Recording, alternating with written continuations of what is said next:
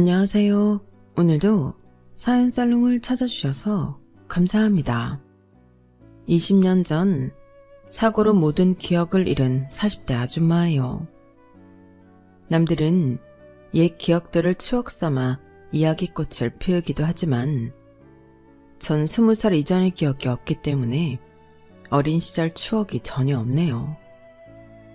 드라마나 영화에서처럼 극적인 음악이 흘러나오며 한순간에 파바박 모든 기억이 돌아오면 얼마나 좋을까요? 하지만 현실은 참 비극적이네요. 단 한 장면도 기억나지 않아요. 다만 몇 개월 전 제 인생을 송두리째 뒤바꿔 놓을 만한 일생일대의 사건이 벌어졌기에 그 사건을 계기로 제 과거를 조금씩 찾아가고 있어요. 정확히 말하자면 누군가가 이야기해준 나의 어린 시절을 열심히 암기하고 있죠. 어렸을 적 사진도 보고 학교에서 받아온 상장이나 비디오로 찍어놓은 영상도 밤새 보고 있어요. 마치 시험 공부하듯 말이죠. 이렇게 외우기라도 하면 조금이나마 생각이 나지 않을까 싶어서요. 저의 노력이 참으로 가상하죠. 여러분 중 과거를 잊고 싶다고 입버릇처럼 말씀하시는 분들이 계시죠?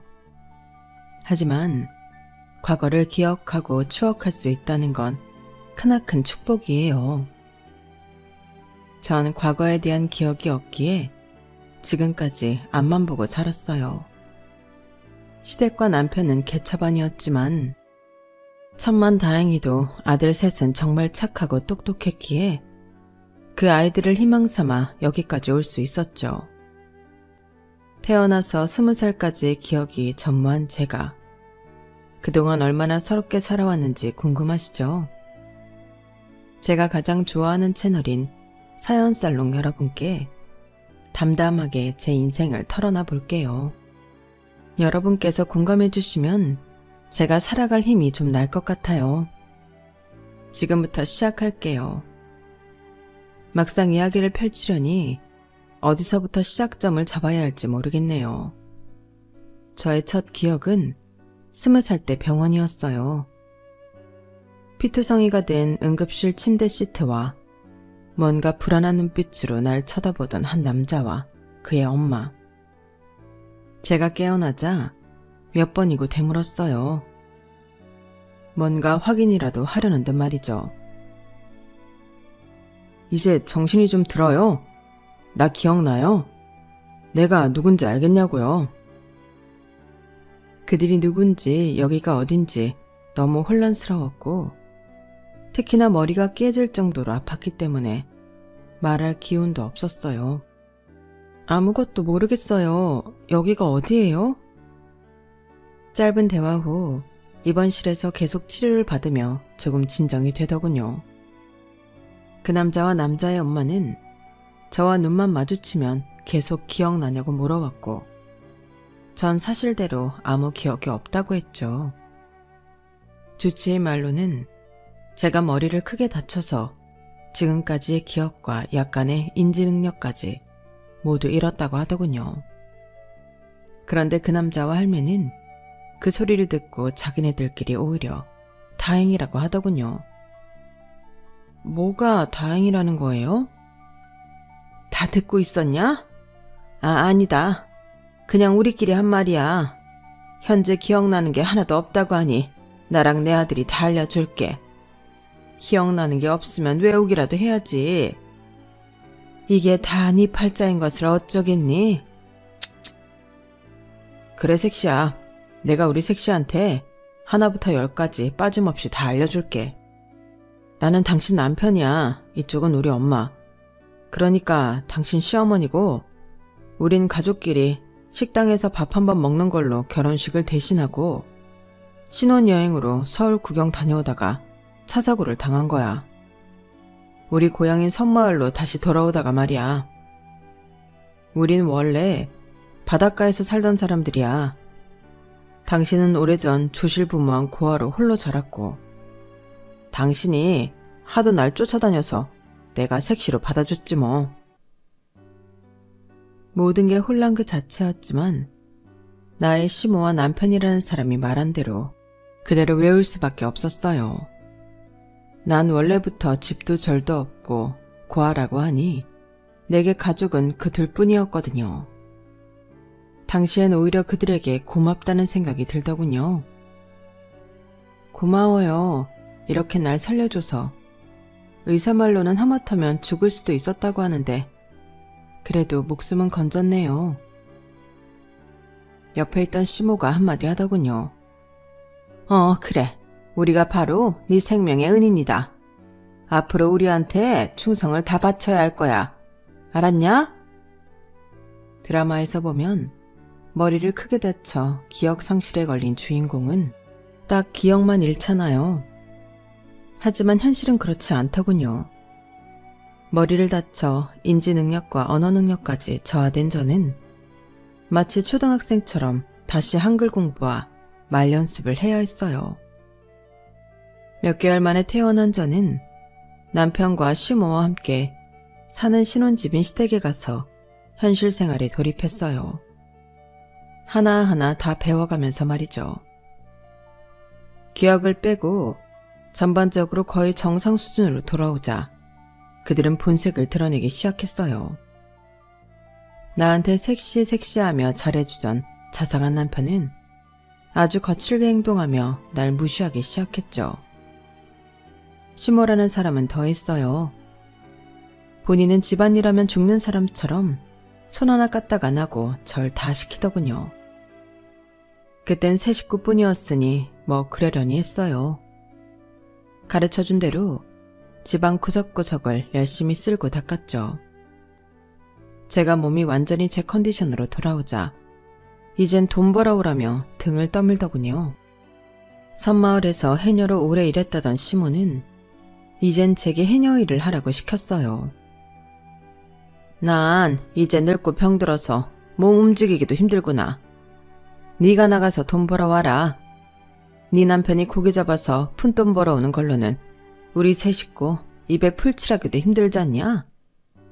게다가 너희 부부 애도 낳아야 할 거고 애 키우려면 생활비가 더 들어갈 텐데 그거 어떻게 충당할 거냐? 내가 젊어서 해녀로 일했던 것처럼 너도 물질 배워서 해녀로 먹고 살도록 해. 어머님, 늙고 병들었다기엔 어머님 너무 팔팔하신걸요? 그럼 제가 밖에서 돈 벌어오면 어머님이 집안일 좀 해주실 건가요? 맨날 동네 할머니들하고 화투만 치러 다니시고 아무 일도 안 하고 밥 먹고 누워서 드라마만 보시잖아요. 화투 치시는데 필요한 미천만 뜯어가려 하시고 정말 너무하세요. 제가 이 집안의 노예인가요? 남편도 그렇고 어머님도 절 밥대기 취급만 하시고 너무하세요. 야, 넌 이 집안에 원래 일하러 들어온 여편네 아니더냐? 그럼 잠자코 일하고 돈 벌고 애나 낳고 그렇게 사는 거야. 인생 뭐 별거 있냐? 그러다 가는 거지. 그리고 내가 고스톱으로 얼마나 돈을 잘 불리고 있는지 알기나 해? 은행 이자에 2배는 넘게 불린다고. 내 실력을 뭘로 보는 거야? 너는 마냥 내가 노는 걸로 보이냐? 하도 닥달을 해대니 해녀 일을 해야만 했어요. 남편도 조그만 고깃배로 벌어들이는 본인 수입이 변변치 않으니 같이 맞벌이 하자고 대놓고 말하더군요. 물질 하다 보면 별로 어렵지 않아. 젊었을 때 고생은 사서도 한다는데 한번 해봐. 물을 무서워하는 전 진짜 죽음의 공포를 느끼며 해녀 일을 해야만 했어요. 반찬값이라도 벌어야 한다는 생각으로 말이죠. 같이 하던 해녀 할머니들이 제게 그러더군요. 하유, 물을 그렇게 무서워하면서 무슨 물질을 한다고 그래. 되게 시애미가 시키더냐?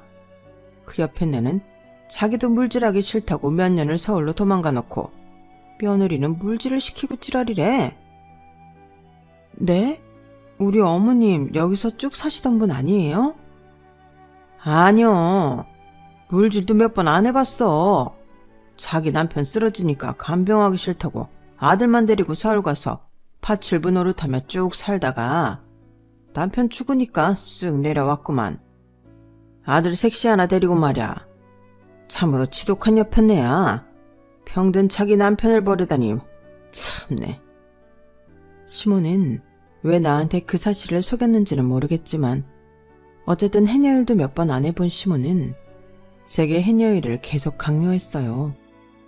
조그만 섬마을에서 돈 벌 수 있는 일이 별로 없었거든요.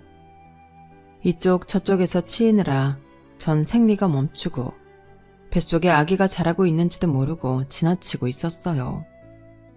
그런데 어느 날 해녀일을 마치고 해녀복을 벗고 평상복으로 갈아입었는데 하혈을 했는지 바지가 금세 핏빛으로 젖어버리더군요. 같이 일하던 해녀 할머니가 더 놀라셨죠. 아이고 섹시해. 얼른 병원 가봐. 밑으로 웬 피를 그렇게 많이 쏟아내. 그러다 쓰러지겠어.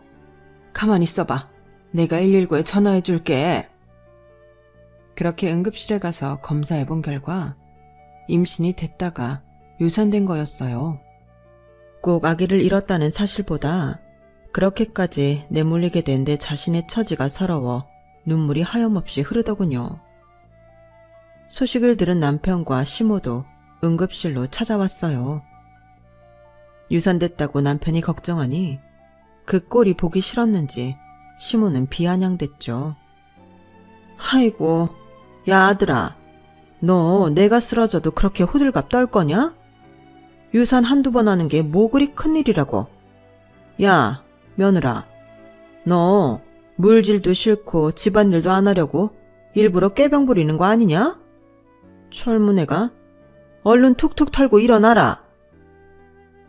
뭐라고요, 어머님? 꾀병이라뇨.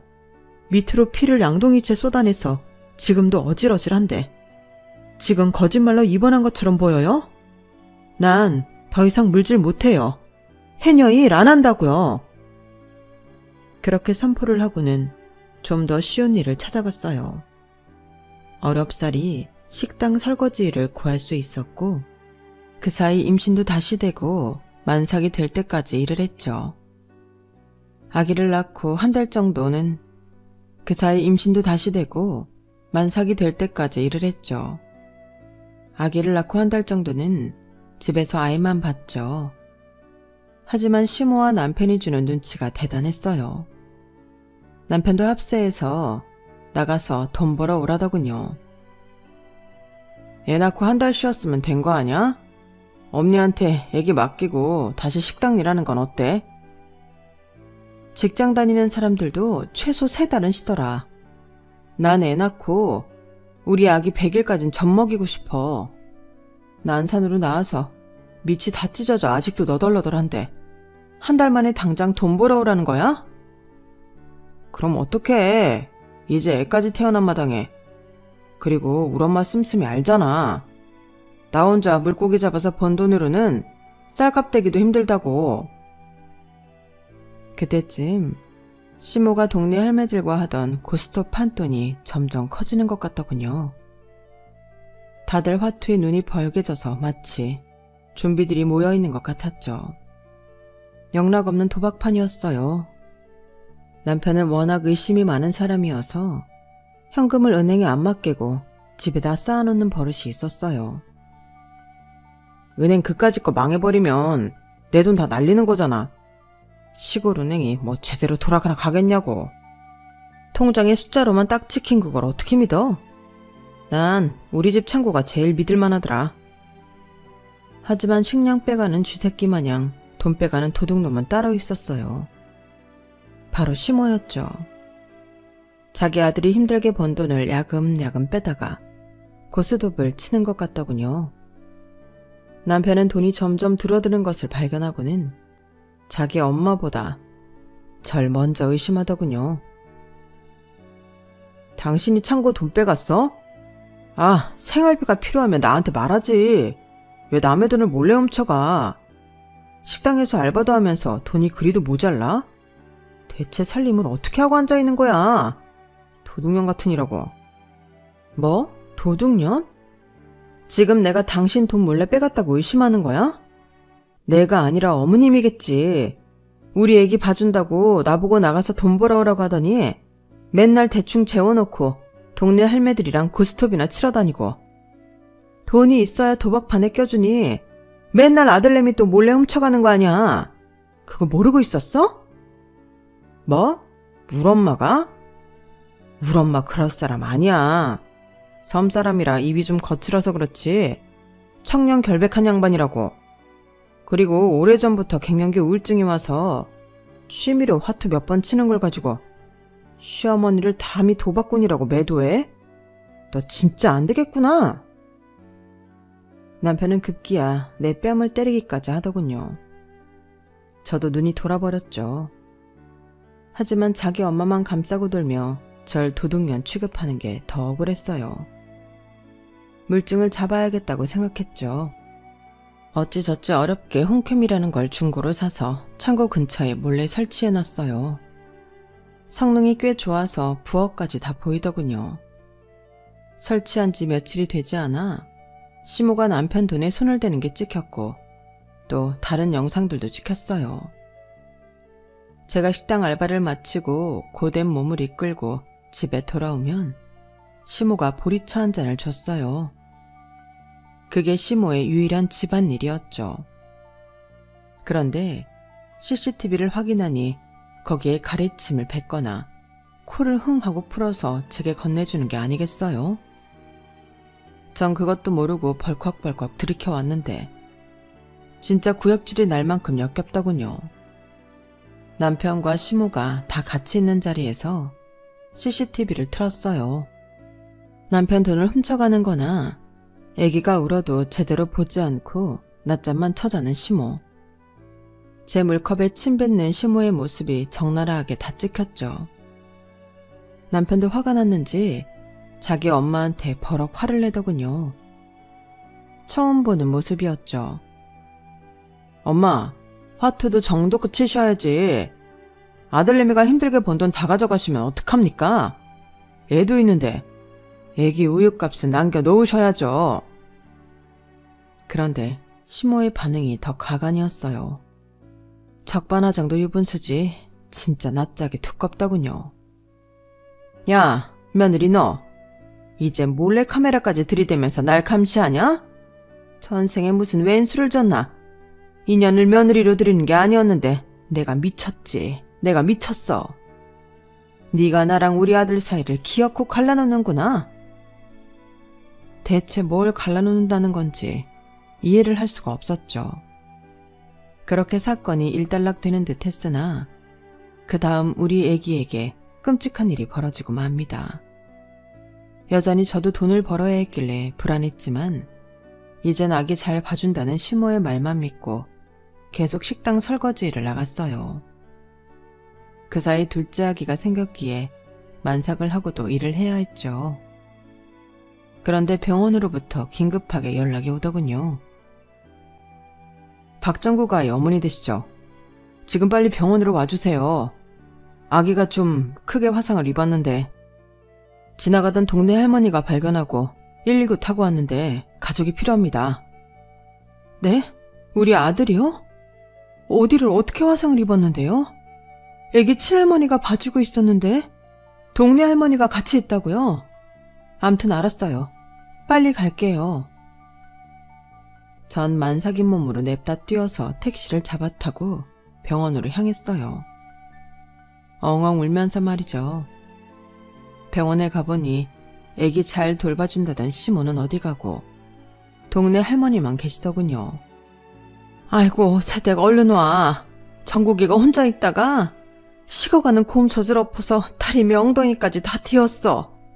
다행히 고추는 괜찮대. 하늘이 살린 거야.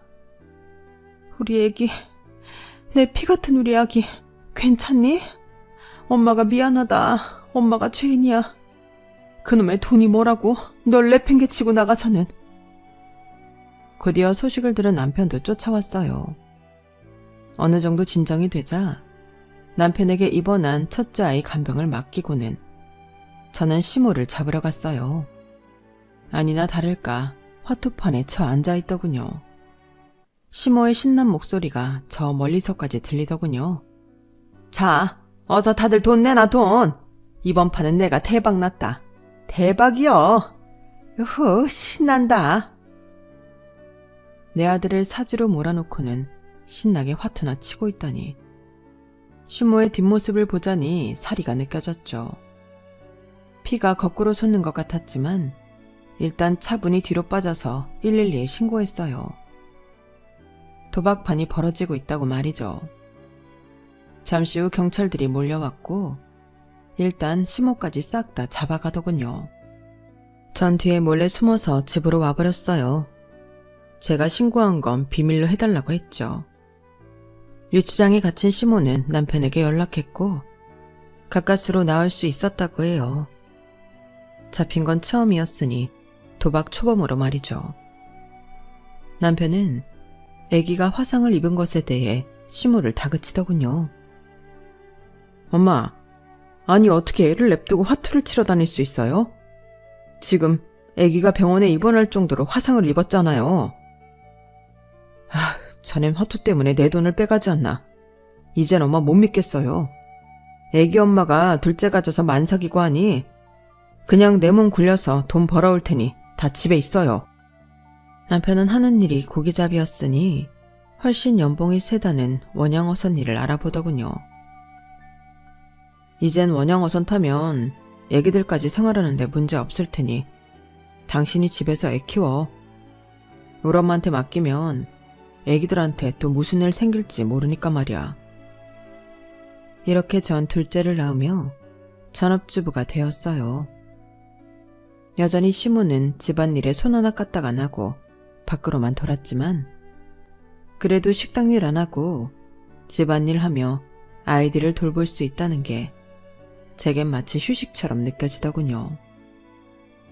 원양어선을 타게 된 남편은 몇 달 만에 한 번씩 집에 와서는 긴 휴식을 가지고 또 배 타러 나갔죠. 어쩔 땐 왼수 같지만 그래도 한참을 떨어졌다가 오랜만에 만나니 애틋한 맘도 생기더군요. 그래서 그런지 셋째가 금방 들어섰어요. 그런데 셋째 임신 소식을 들은 남편의 반응이 황당하기 그지없었죠. 뭐? 또 아기를 가졌다고? 당신 그거 내 아이 맞아? 딴 남자랑 굴러먹다가 애 들어선 거 아냐? 내가 몇 개월씩 밖에 있는데 임신할 수 있는 거야? 지금 뭐라고 했어 자기? 뚫린 입이라고 아무 말이나 해대는 거야? 집에 오면 한 달씩은 있다 가면서 그 시간들은 생각 안 해? 이 시골 섬마을에 바람필 남자가 누가 있다는 거야? 애기들 돌보며 공주님처럼 손 하나 까딱 안 하는 어머님 뒤치다거리까지 다 내 몫인데 대체 바람필 시간이 어디 있다는 거야? 당신만 일하러 다니는 줄 알아? 난 집에서 24시간 움직이고 있다고. 맘 같아선 셋째 아이를 지어버리고 싶더군요. 지금 생각하면 진짜 끔찍한 생각이었죠. 그런 생각을 잠시나마 했다는 자체가 우리 셋째 아이한테 너무 미안하네요. 그렇게 셋째 아이를 남편이 배 타러 장기 출장하고 있는 상태에서 혼자 낳았어요. 그런데 아직도 남편은 제가 의심됐는지 셋째 아기를 낳자마자 기다렸다는 듯이 무언가 요구하더군요. 셋째 아이가 진짜 내 새끼가 맞는지 유전자 검사할 거야. 남편의 의심병은 그때부터 점점 커져만 갔어요. 안 그래도 팍팍한 삶 속에 남편마저 저를 의심하다니 진짜 기운 빠지는 일이었죠. 마음대로 해. 유전자 검사를 하든지 말든지 마음대로 하라고. 검사 결과 당연히 친자로 나왔죠. 제가 다른 남자를 만날 겨를이 어디 있겠어요. 게다가 섬마을엔 죄다 꼬부랑 할배들 뿐이었는걸요. 더럽고 치사하고 진짜 너무 억울했지만 울분을 참고 또 일상생활로 돌아와야 했죠. 전 이미 새 아이의 엄마가 되었기에 나만 바라보고 있는 우리 아이들을 책임져야 했거든요. 아들만 셋을 낳았는데 우리 아들들은 너무 고맙게도 착하고 똑똑하게 커주었어요. 서울 아이들은 과외며 학원이며 사교육도 많이 시킨다는데 외부와 철저히 단절된 이 섬 구석에 과외 선생님이 어딨겠어요. 다행히 화상 과외라는 게 있다기에 서울로부터 화상으로 수업을 받기도 했죠. 역시나 컴퓨터 앞에서 화상으로 아이 선생님과 학부모 상담을 하는데 선생님께서 이런 말씀을 하시더라고요. 어머님, 지금 첫째 정국이와 둘째 정찬이가 영어랑 수학 수업을 받고 있잖아요. 그런데 워낙 수업을 잘 따라오고 실력이 범상치 않길래 컴퓨터로 간단히 영재 테스트하는 게 있어서 저번에 한번 해봤어요. 그랬더니 둘 다 영재 판정을 받았어요. 간이 테스트이기에 정확치는 않지만 제가 가르쳐왔던 학생들 중 가장 머리가 똑똑하고 실력이 좋은 것 같아서 어머님께 말씀드립니다. 서울로 한번 나오셔서 정식으로 영재 테스트를 받아보시고 그에 맞는 교육을 시켜주시면 어떨까요? 네? 우리 아이들이 영재라고요? 어려서부터 꽤 똘똘한지는 알고 있었지만 그 정도인 줄은 몰랐는데 애기 아빠랑 한번 상의해 보겠습니다. 고맙습니다, 선생님. 우리 아이들이 똘똘하다는 건 정말 기쁜 일이었지만 우리 형편상 영재교육이며 특히 서울로 와서 교육시키라는 건 꿈처럼 먼 일이었죠. 일단 남편에게 전화로 상의나 해봤어요. 하지만 돌아오는 대답은 뻔할 뻔짜였어요. 야, 넌 엄마로서 애들 데리고 섬마을에서 조용히 살 생각이나 할 것이지. 뭐? 영재교육? 서울? 웃기는 소리 취하고 앉았네. 넌 남편이 돈 벌어다 주니까 돈 버는 게 쉬워 보이지? 고아년 데려다가 밥 주고 집 주고 했더니 바라는 게 한도 끝도 없네. 우리 애들도 고등학교만 졸업하면 원양어선 태워서 돈 벌게 할 거니까 잠자코 애들 밥이나 먹여서 힘나 키우게 해. 힘이 세야 고기도 잘 잡는다고. 뭐? 당신 말이 너무 심한 거 아니야? 어머님이 나보고 야 거리니까 이젠 당신도 나한테 그렇게 막대하네? 우리 애들도 원양어선 태운다고? 당신이 그렇게 힘들면 우리 애들은 펜대 굴리면서 쉽게 돈 벌 수 있도록 역량을 키워줘야지. 밥이나 먹여서 힘 키우라고? 그게 아빠로서 할 소리야? 똑똑한 아이들 제대로 교육시킨다는 게 그렇게 욕 들을 일이야? 됐어. 당신이랑 말이 안 통해. 끊어. 옆에서 전화통화를 듣고 있던 시모도 한마디 거들더군요. 야, 너 힘들게 일하고 있는 네 서방한테 말본세하고는? 그리고 애들 데리고 네가 서울로 가버리면 내 밥은? 집안일은 누가 다 하냐? 자고로 한번 밥대기는 영원한 밥대기인 거다. 그냥 섬마을에서 조용히 살다 죽을 생각이나 해. 남편과 시모의 강한 만류로 일단 한풀 꺾이긴 했지만 우리 아이들을 제대로 된 교육시키며 잘 키워보고 싶단 마음은 몽글몽글 점점 커져만 갔어요. 서울에 대해 찾아보기도 하고 마치 팬이 좋아하는 연예인에 대해 막 찾아보듯이 서울살이, 교육, 교통, 서울의 동네들에 대해 다각도로 검색해봤죠. 그러다가 남편이 아주 오랜만에 집에 왔고 다시 한번 얘기를 꺼내봤어요. 그랬더니 또 제 뺨을 때리며 상을 뒤집어 엎고 집안을 난장판으로 만들더군요. 야, 너 또 서울 얘기 꺼낼 거야? 오라. 네 인연, 네가 처음에 서울 얘기 꺼낼 때부터 내가 예상하고 있었어. 너 서울에 기둥서방 하나 생긴 거 맞지? 그놈 만나러 서울 간다는 거지 지금? 어디서 몰래 연락하며 바람을 펴대. 이 불순한 것 같으니라고. 지금 나 때린 거야? 내가 이 고생을 다 해가며 왜 맞아야 해? 대체 내가 뭘 잘못했길래 이 의심병자야. 아무리 의처증이 심해도 사람 봐가면서 꼬장 부려야지. 뭔 남자야 남자는. 애들만 바라보고 사는 사람한테. 대체 날 왜 때려? 억울하고 분통해서 더 이상은 당신이랑 못 살겠다. 나 혼자 애들 데리고 서울 올라갈 거야. 우리 이혼해. 뭐? 이혼? 참대. 그래 좋아. 그 대신 애들은 당신이 셋 다 키워. 애들 다 데리고 서울이든 어디든 가버리라고. 양육비 한 푼도 안 줄 거니까 그렇게 알아. 애는 나 혼자 낳았어? 아빠라는 사람이 양육비를 못 주겠다고? 양육비 안 주면 당신 소송할 거야. 그렇게 으름장을 놓았지만 나중에 진짜 양육비를 안 줄 때 변호사를 선임해 소송할 정신도 없더군요. 각박한 서울살이에 저 혼자 애새 키우느라 똥구녕이 빠지게 이리 치어 살았죠. 어쨌든 지 마음에 안 들면 폭력을 일삼는 남편과 도박꾼이자 성격 개차반인 시모와 그렇게 남남이 되고 서울로 애 셋 데리고 올라왔어요. 이혼이며 상경이며 모든 게 얼떨결에 결정된 일이라 아무 준비도 없이 맨몸으로 올라왔죠. 그래도 아이들이 어느 정도 커서 혼자 집에 있을 수 있었기에 일단 학교에 보내놓고 하루 종일 일을 했어요.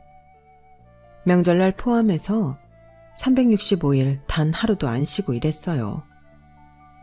목욕탕 때밀이 백화점 청소부, 파출 보며 전단지 돌리기, 박스 공장에서 박스 조립하기 등등 안 해본 일이 없었죠. 그렇게 일해서 번 돈으로 우리 아이들 학비 대주고 먹이고 입히는 게 큰 낙이었어요. 계획대로 특수 영재교육까지 못 시켰지만 우리 정국이는 서울에 있는 수준 높은 중학교에 진학하여 전교 1등을 놓치지 않더군요. 서울대 의대가 목표라며 15살짜리 아이가 밤을 새서 공부하는 걸 보면 대견하기도 하고 짠하기도 했죠. 둘째 정찬이와 셋째 정윤이도 형 따라서 늦게까지 열공하는 게 습관이 되었어요. 어렸을 때는 투닥투닥 싸웠지만 사춘기가 지나고부터는 철이 들며 180도 바뀌더군요. 특히 정국이는 중학생임에도 거의 어른처럼 말하곤 했어요. 엄마, 혼자 힘으로 저희 세 아들 키우시느라 너무 힘드시죠? 제가 얼른 잘 나가는 의사가 돼서 엄마 호강시켜 드릴게요. 그리고 정찬이랑 정윤이 걱정은 하지 마세요. 제가 거해 선생님처럼 동생들 가르칠 테니까요. 제 실력 아시잖아요. 아이고, 우리 큰아들. 말이라도 그렇게 해주니 엄마는 너무 고마워.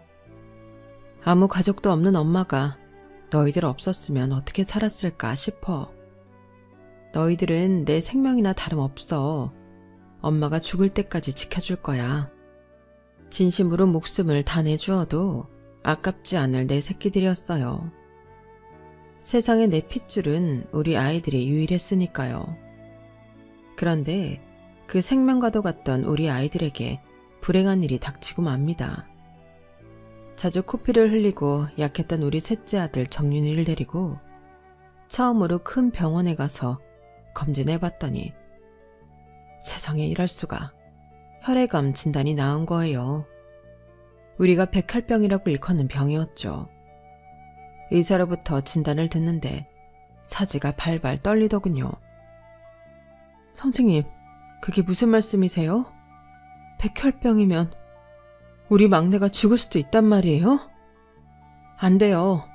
제가 죽었으면 죽었지 우리 막내 아들은 절대 안 돼요.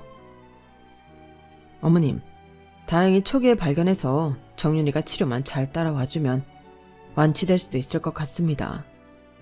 아이들 소아 백혈병 완치율이 80%를 넘어갑니다. 너무 걱정 마세요. 위험한 급성도 아니니 같이 노력해 봅시다. 주치의의 말에 조금이나마 안심이 되더군요. 막내의 간병이 최우선이니 그때까지 모아놓은 현금으로 일단 생활하기로 하고 제가 막내의 곁을 지켰죠. 하지만 얼마 지나지 않아 금세 모아놓은 돈이 바닥을 보이더군요. 돈 걱정에 잠도 못 이루던 절 눈치 빠른 첫째 아들이 캐치했어요.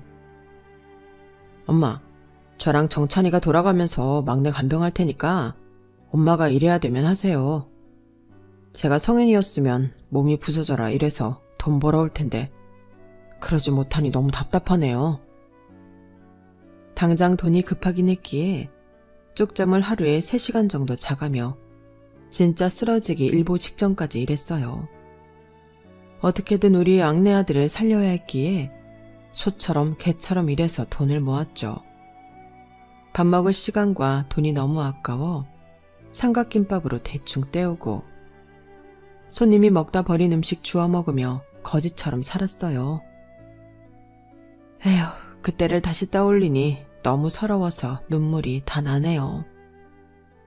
돈 없는 사람에게 이 세상은 너무 춥고 각박하기 그지없었죠. 돈이 있어야 사람 대접받는 세상이더군요. 다행히 셋째 아들은 어느 정도 치료가 되어 퇴원할 수 있었고 정상적으로 학교 생활도 할 수 있었어요. 종교도 없던 저였지만 그때 당시엔 하루에 12번도 더 바닥에 물을 꿇고 절을 했던 것 같아요.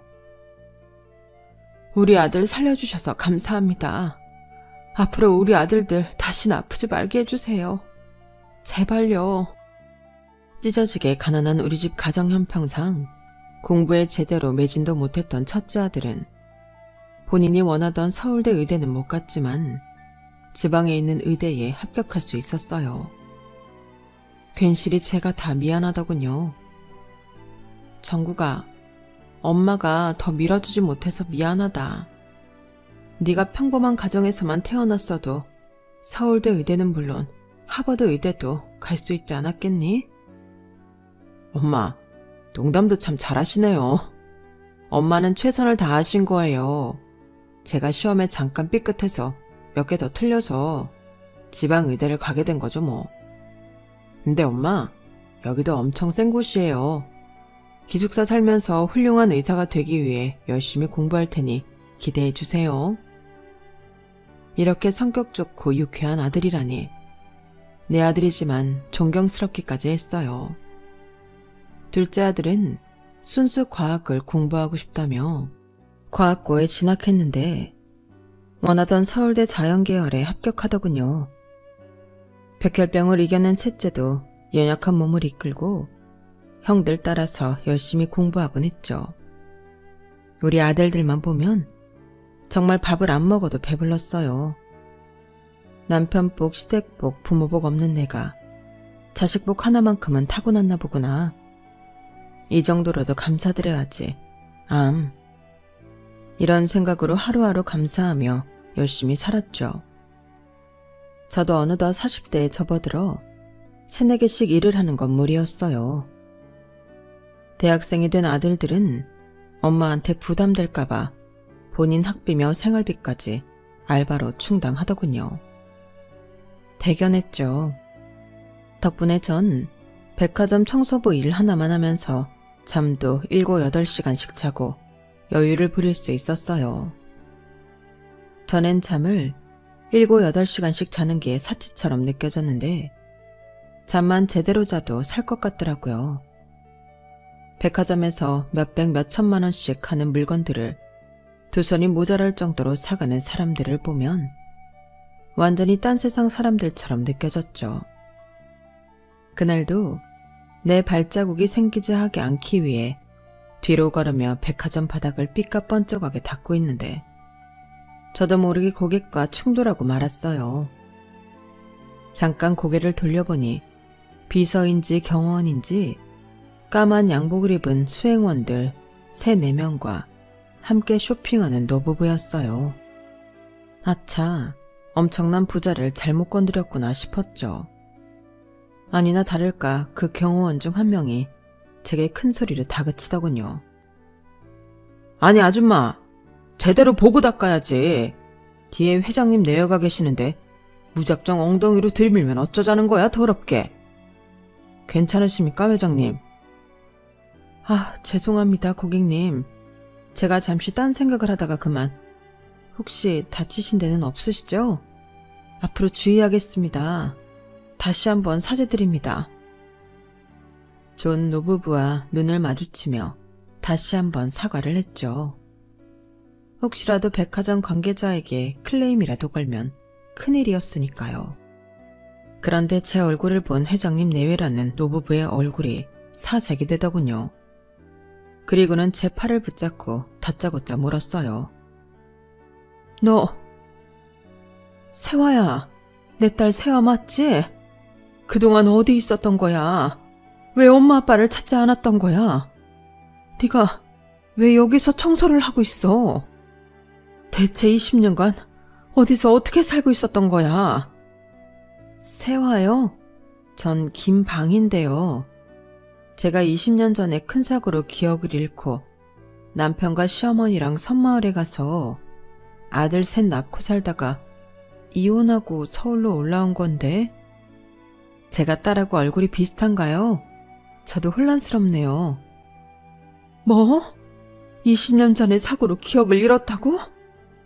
그래서 네가 이 엄마를 찾지도 못하고 엄마 아빠 없이 외딴 섬에서 산 거구나. 아, 불쌍한 우리 세화. 우리가 네 부모야.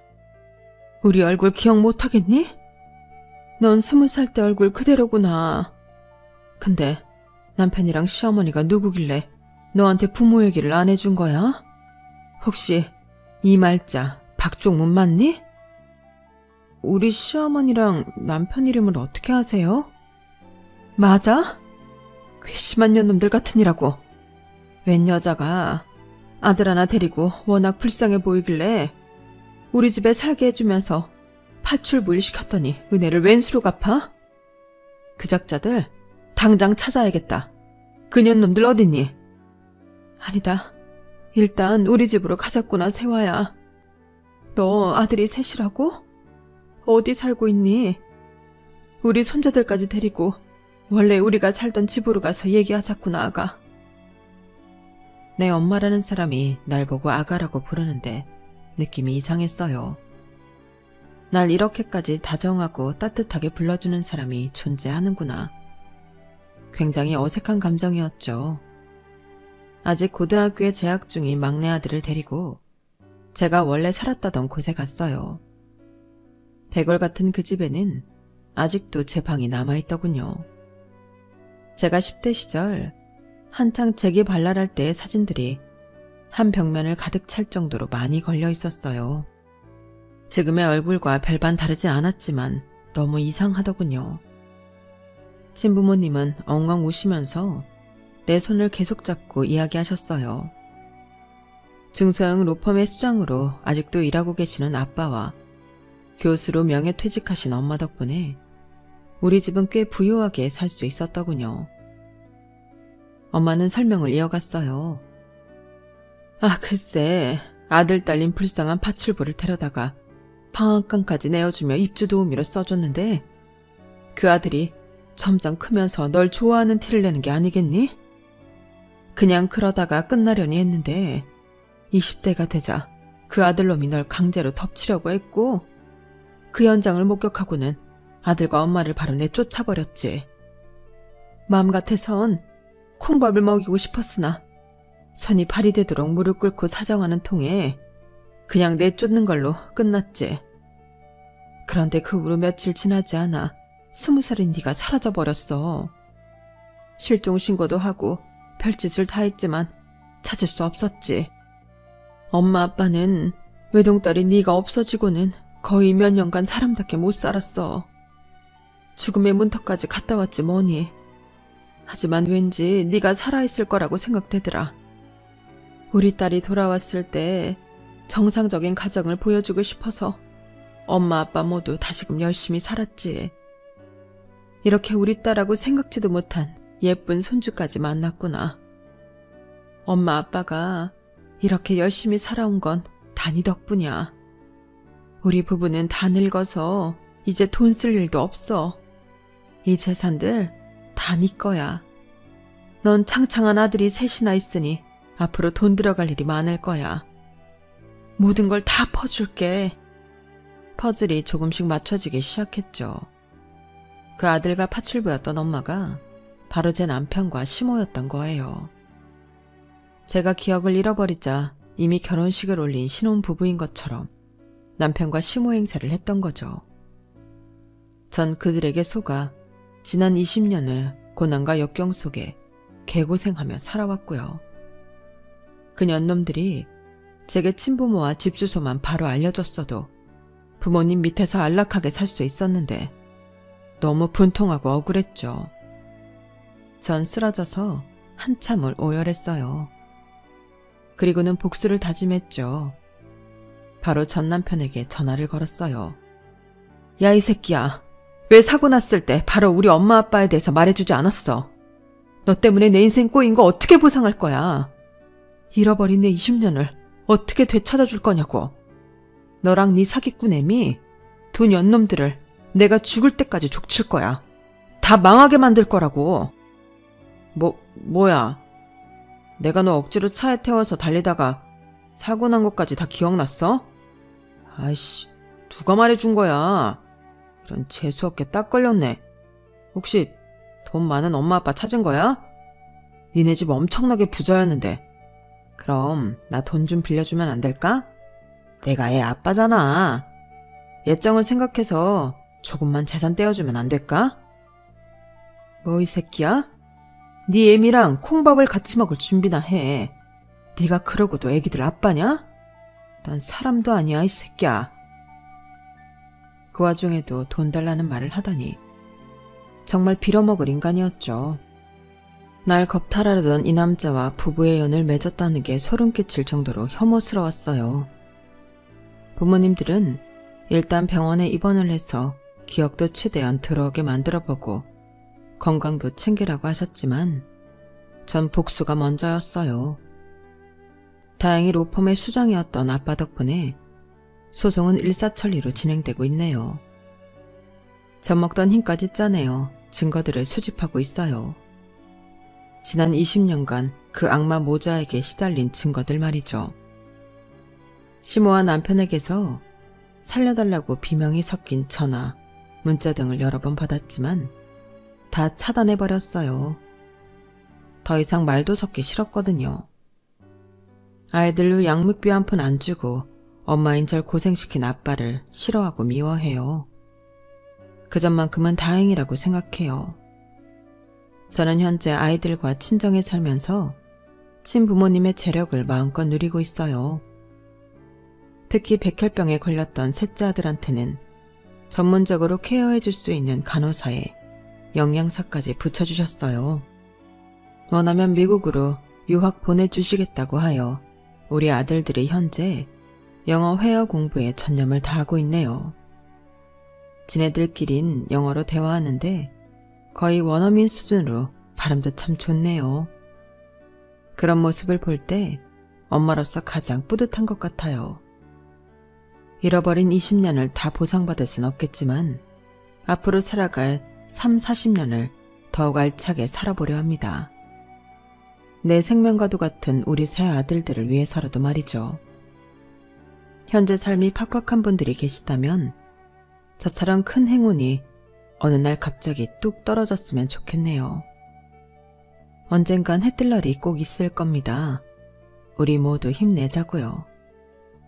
제 이야기를 끝까지 함께 들어주셔서 진심으로 감사드립니다. 여러분, 사연 댓글에 응원과 현명한 조언 부탁드려요. 좋아요와 구독은 저에게 큰 힘이 됩니다. 오늘도 좋은 일 가득하세요.